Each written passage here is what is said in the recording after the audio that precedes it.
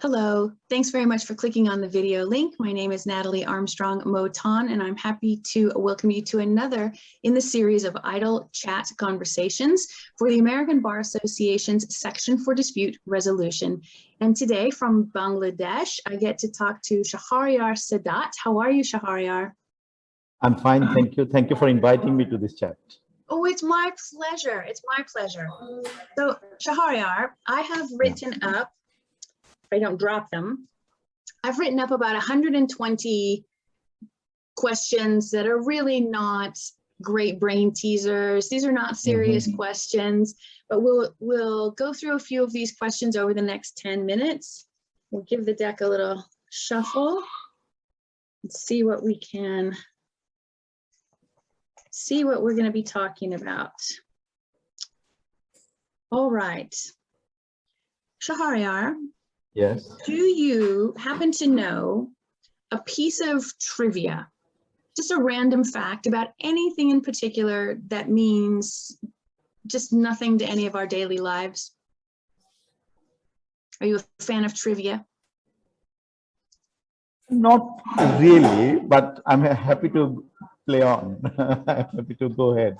Well, I know that you're a fan of history. What is one of your favorite lesser known history facts?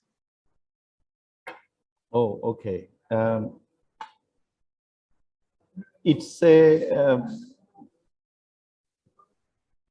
let me start with the English history, a lesser known one. You know, the English East India Company was formed back in the before 1600, and East India Company actually later conquered Bengal and India, and kind of then that's the 190 years of British rule in the Indian subcontinent.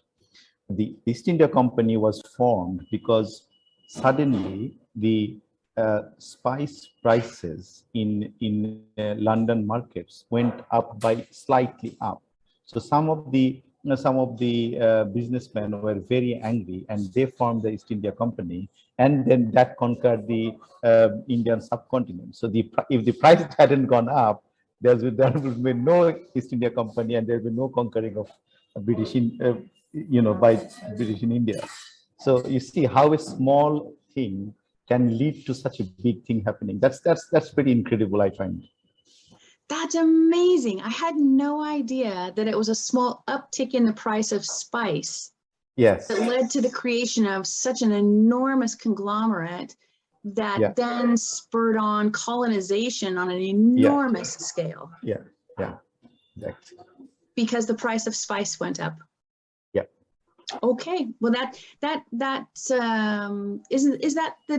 of the definition of the butterfly effect? Yes, you can do that. Say that. All right. Well, thanks for sharing that. That's a good piece of information to have. Thank you. All right. Shahariar, do you have any secret talents?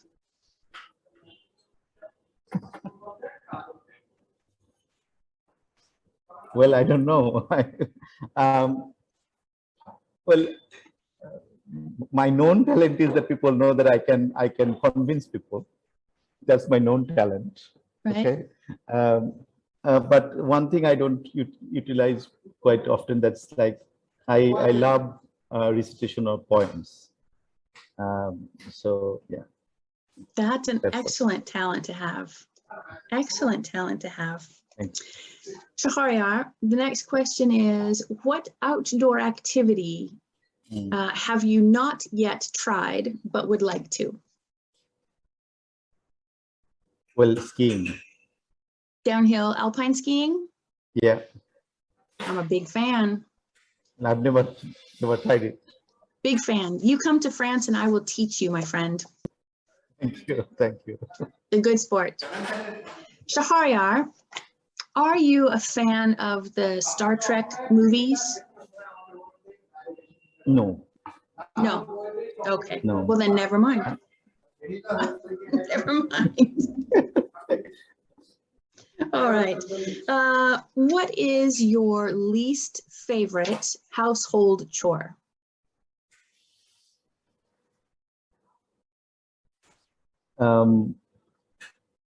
Cleaning dishes. Dishes. I, Yeah. I prefer, I would rather clean the washrooms, clean the room and everything else. But I find it very difficult to clean dishes. I don't like it because you do that after eating, after your lunch or dinner. So that's very difficult. So Yeah. by then you have eaten a lot and you are full, you are heavy. Right. Yep. It's really time to take a nap, not go do household Yeah, chores. not, Yeah. exactly. Yeah. I would agree with you. All right. Shahariar, if you built a hotel that had a Mhm. very specific theme, what would you design as your theme for the hotel and the rooms? I don't know whether I'll build a hotel, but I always wanted to build a reading cafe where there'll be lots of books, there'll be a lot of nice spaces where people will come and have coffee, they will read books, there may be a corner for discussion, and maybe an author will come and open the book, inaugurate his own book. There will be children playing and somebody is reading them stories. I always kind of had that thing in my mind. I wish that these are like kind of wish lists. I wish I could do this. Do you know I have the same daydream? All right. When I lived in Los Angeles, there was a place in Venice called the Mhm. Novel Cafe.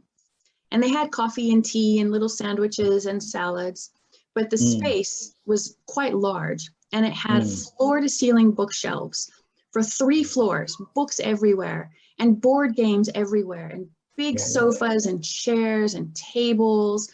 And there were books in every language, every Oh, wow. language. Because in Wow. California, Mm. you have everybody is in Los Mm. Angeles. Yeah, yeah, yeah. And so you could be sitting on the sofa next to someone who's speaking Hindi, who's sitting next to someone who's speaking Spanish, who's sitting next to someone who's speaking Chinese. And everyone is in the same place at the same time, drinking tea, drinking coffee, playing games with each other. And everybody is sharing. So there's decks of cards everywhere. So the Chinese people are teaching the American people how to play a Chinese card game. And it was the nicest environment. I used to love being there when I was a college student. I loved it. That's like a dream place for me. It was To be. it was my happy place. And as an adult Yeah, after yeah, yeah. university, I've always had a dream of recreating that. Yeah, I agree with you. That is a magical place. Thank you. Magical place. Shahariar, what is some of your favorite music or musical group?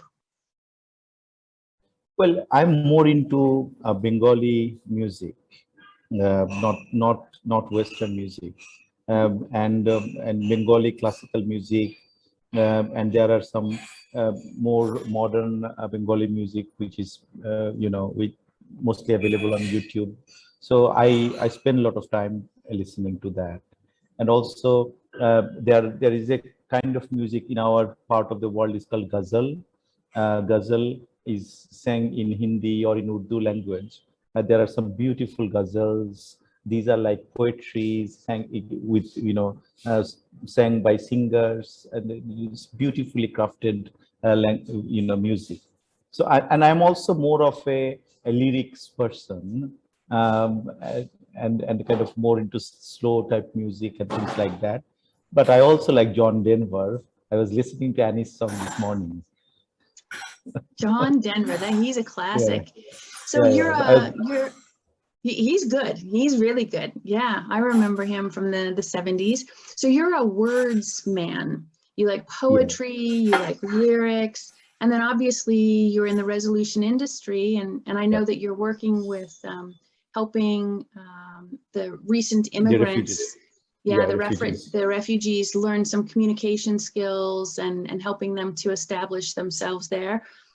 What Right. is it that you like most about the work you do in the resolution industry? Is it the words that you love most? I think the most I like is that it offers them a quick solution to their problem. I'm a lawyer by training. I'm an advocate of the Supreme Court of Bangladesh. But in my lifetime, I did not really find practicing in court is much of an interest to me because it's so lengthy, it's so complex. I find it quite frustrating, actually, me being a lawyer to advise a client whom I cannot say when his or her problem will be resolved. So I'm more into mediation and arbitration, where I feel that it gives them that quicker solution that the people look at. And most of the people do not have enough money, you know.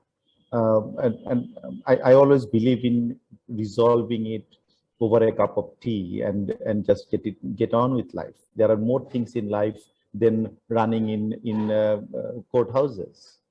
You know, the opportunity cost is huge.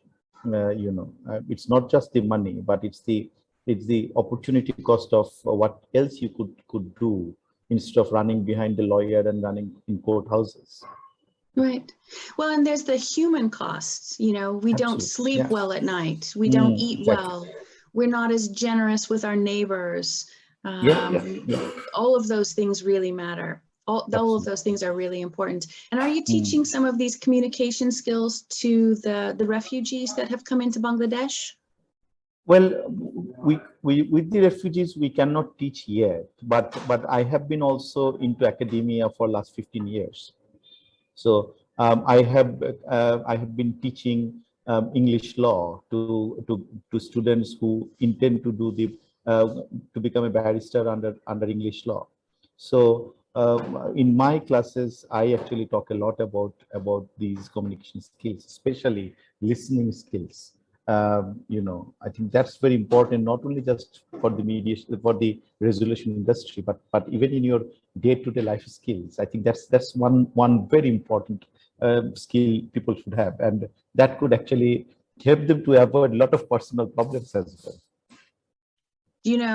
You are so right. Teaching people how to manage just a heated conversation so that it doesn't become a conflict, it doesn't become an issue, it doesn't become a piece of litigation. That saves everybody so much heartache, so much money, so much time. You're exactly right. Well, I really appreciate all the good works that you are doing, and thank you so much for spending a few minutes with me. Not a problem at all. It was a real pleasure knowing you and talking to you. Thank you, sir. Have an outstanding day. Thank you. Thank you.